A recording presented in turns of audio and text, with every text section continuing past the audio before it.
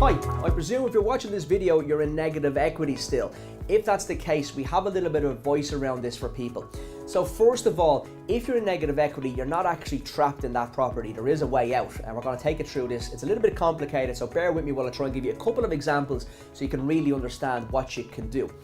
If you're a second-time buyer, which you will be, you're in negative equity and trying to buy a new house, you're technically classed as a second-time buyer.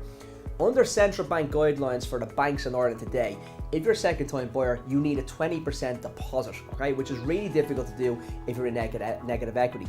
But luckily enough, if you are in negative equity, you don't have to apply with the central bank guidelines. What that means is that you're entitled to get a 10% deposit rather than a 20% deposit. So let's work it through an example. Let's say you have a 200,000 mortgage at present and the value of your property is 180,000. That means you're 20,000 euro in negative equity. So you're gonna take that 20,000 euro and just park it to the side for 1 second. Now let's go and look at trading up your house. So let's say you want a 300,000 euro house and you're looking for that at the moment. Under the guidelines, the existing ones for second-time buyers, you require 20%, which is 60k. But in this case, because you have a negative equity problem, you only need 10%, which is 30,000 euro. So for that 300,000 property, you only need a 30,000 deposit, which means you're going to get a new 270,000 euro mortgage. What you're able to do in this case is bring your 20 grand negative equity from your first mortgage and lob it on top of your 270,000 euro new mortgage, making your mortgage 290,000 euro for the new 300,000 property. I know that might sound complicated, but just if you need to listen to the video a couple of times, please do to get it into your head because it's a really, really good deal.